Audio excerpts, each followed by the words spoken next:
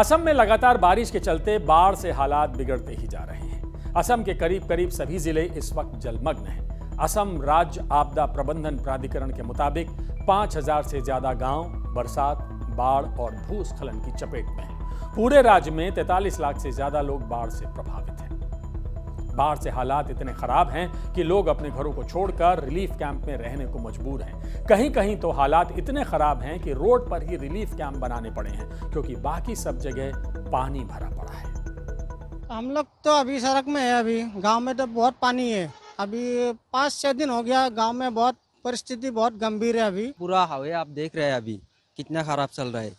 हवा में इतना पानी है और गांव में कितना होगा। मोटा मोटी 2000 आदमी रोड रात इधर ही है, रोड पे है और बहुत उसका रिकवरी चल रहा है। 3 दिन से हम पानी के अंदर ही है।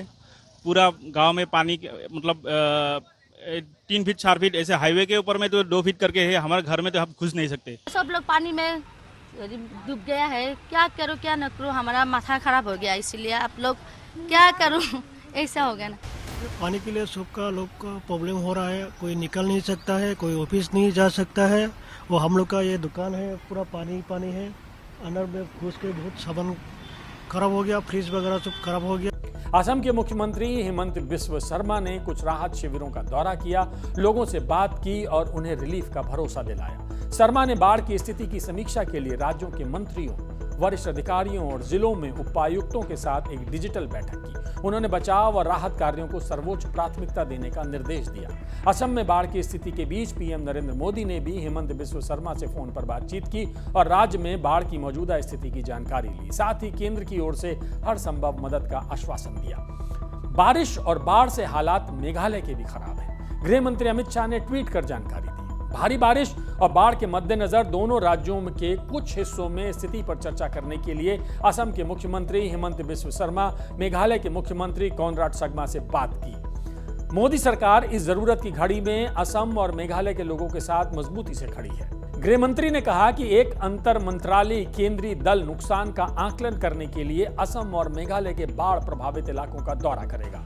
बाढ़ के पहले के दौर के बाद एक केंद्रीय दल ने 26 से 29 मई तक भी असम के प्रभावित क्षेत्रों का दौरा किया था। मुख्यमंत्री शर्मा ने खुद ट्विटर पर गृह मंत्रालय के इस त्वरित संज्ञान के लिए आभार व्यक्त किया और लिखा कि राज्य सरकार भी केंद्रीय दल को पूरा सहयोग करेगी।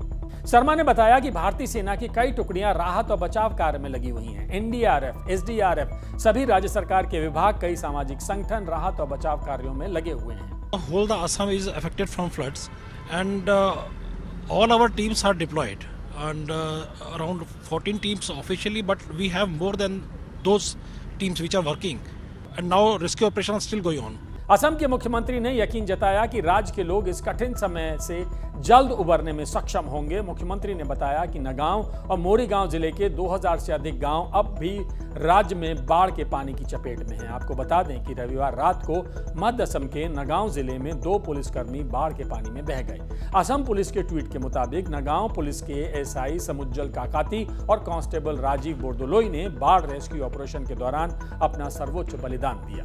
असम में 35 जिले हैं और लगभग सभी बाढ़ से बुरी तरह प्रभावित हैं। मौसम विभाग के मुताबिक असम में 24 जून तक लगातार बारिश के आसार हैं। यहाँ एक बहुत गंभीर बात, ये मौसम अभी कुछ दिन बाद बदल जाएगा, लेकिन असम की किस्मत कब बदलेगी ये सोचने वाली बात है, क्योंकि सरकारें चाहे बदलती रहें लेकिन असम में हर साल बाढ़ की भयावहता कम नहीं होती। ऐसे में सवाल ये है कि असम में हर साल बाढ़ क्यों आती है। कुछ जानकारों का मानना है कि इसके लिए असम की भौगोलिक स्थिति जिम्मेदार है। असम का उत्तरी हिस्सा भूटान और अरुणाचल प्रदेश से लगा हुआ है, पूर्वी हिस्सा नागालैंड से, पश्चिमी हिस्सा पश्चिम बंगाल और बांग्लादेश से और दक्षिणी हिस्सा त्रिपुरा, मेघालय और मिजोरम से मिलता है। असम पूरी तरह से नदी घाटी पर ही बसा हुआ है। इसका कुल क्षेत्रफल 78,438 वर्ग किलोमीटर है, जिनमें से 56,194 वर्ग किलोमीटर ब्रह्मपुत्र नदी घाटी में है और बाकी 22,244 वर्ग किलोमीटर बराक नदी घाटी में है। हर साल बाढ़ की वजह से असम को करीब 200 करोड़ रुपए का नुकसान होता है। असम में तिब्बत से निकलने वाली कई नदियां अरुणाचल प्रदेश से होकर आती हैं, जो बाढ़ लाती हैं, और सबसे ज्यादा जिम्मेदार ब्रह्मपुत्र नदी है, जिसकी छोटी बड़ी कुल 35 सहायक नदियां हैं। अरुणाचल प्रदेश से जब ये नदियां असम में प्रवेश करती हैं तो पहाड़ी इलाके से सीधे मैदानी इलाके में आ जाती हैं, जिसकी वजह से तबाही ज्यादा होती है।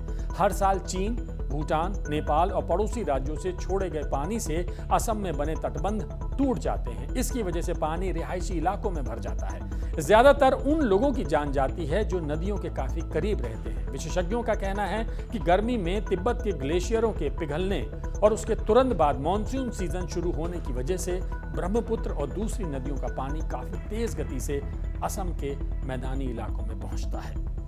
असम में तबाही के लिए कुछ नदियां जिम्मेदार हैं। सांगपो, लोहित और सुबनसिरी नदियां तिब्बत से निकलती हैं। ऊपरी हिस्से में सांगपो के नाम वाली नदी अरुणाचल प्रदेश के जरिए जब भारत में घुसती है तो इसका नाम सियांग हो जाता है। लोहित अरुणाचल प्रदेश से होती हुई और 200 किलोमीटर की दूरी तय करके सियांग में मिल जाती है। सुबनसिरी अरुणाचल प्रदेश में होते हुए असम में आती है और ब्रह्मपुत्र में मिल जाती है। दिबांग नदी अरुणाचल प्रदेश से निकलने वाली वो नदी है जो अरुणाचल प्रदेश में ही सियांग में मिल जाती है। सियांग और दिबांग की मिली हुई जो धारा असम में जाती है उसे ही ब्रह्मपुत्र कहते हैं।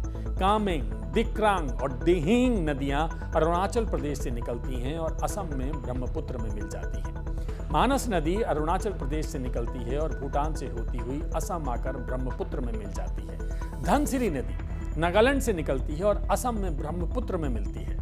बराक नदी मणिपुर से निकलती है और नागालैंड होते हुए असम आती है।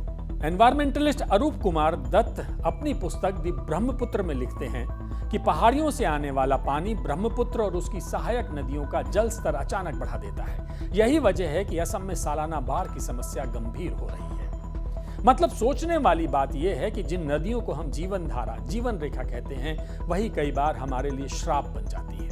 चीन से छोड़ा जाने वाला पानी जो हमारी नदी ब्रह्मपुत्र में आकर मिलता है, उसके अलावा जिन सारी सहायक नदियों की हमने आपको बात बताई, वो सब मिलकर ब्रह्मपुत्र नदी का जल स्तर बढ़ा देती हैं और साथ में बरसात, मानसून का मौसम और असम की भौगोलिक स्थिति सब कुछ मिला जुलाकर जनता के लिए अभिशाप की तरह हो जाते हैं और ये हर साल होता है।